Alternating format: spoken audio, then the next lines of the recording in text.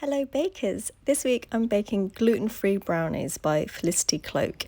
Recipes in The Guardian. It's my friend's birthday, and he can't have any gluten, so I thought I'd give it a go.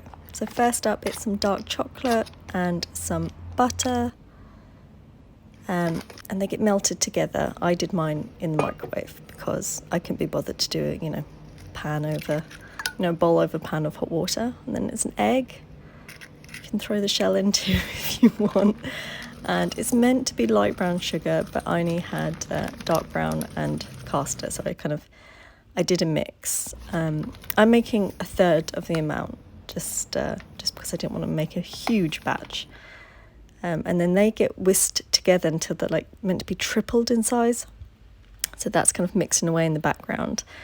And here's the chocolate and butter. So that's been in the microwave for a bit, and I'm just trying to make sure it's all melted together. Always kind of err on the side of caution.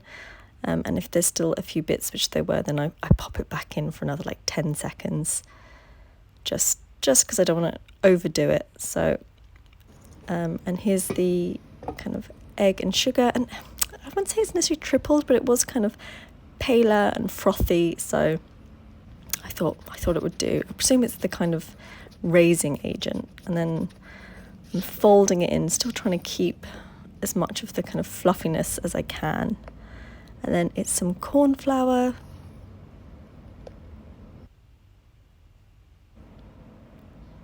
and some salt. I just use some sea salt. And she says ground coffee, so I took that to be espresso powder, so I just did a little shake of it. I was like, in case she actually meant the coffee ground, so I was like, I'll do a bit. And then still trying to kind of fold it in. I mean, obviously with gluten-free, you can't really overwork it. It's not going to go chewy. But I think I still wanted to try and keep as much of that lightness from the egg and sugar mixture. And then, like I said, I'm doing third the amount, so I've just got my small cake pan. And just kind of scooping that in, getting that into the tin. She doesn't say, I think, to smooth it out, but I thought just in case it doesn't spread, I don't really want to risk it just baking as a lump in the middle. You can also add chopped nuts, but I just decided to keep to a simple chocolate brownie. And then she says to put it into cold water soon as it's out the oven. It's about half an hour, and until it's kind of still a bit wobbly in the middle. I don't know if mine was wobbly, to be honest. But so I did a lining of foil because obviously I've got a loose base on my cake pan, but it's still kind of seeped in. So I was like, you know what? I'll just stick to the tried and true. It cooled down absolutely fine.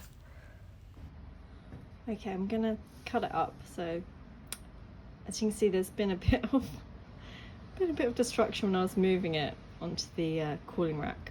So, but we're cutting into squares. So, well, squarish. What kind of size do we think? Let's see how it is. So you can see it's really crumbly. Hopefully it's a bit gooey too. Let's have a look. Let's try this one. It looks nice, doesn't it? Kind of, it's got that gooiness, but it is holding together. Yeah, okay, let's try.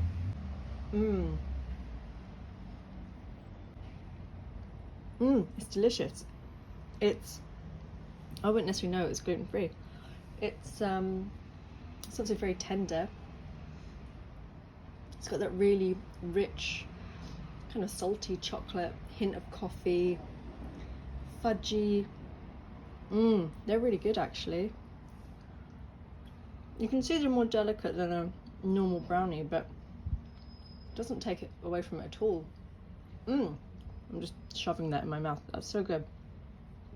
Yeah, highly recommend. Really, really good. Really easy. And yeah, hopefully my friend likes them.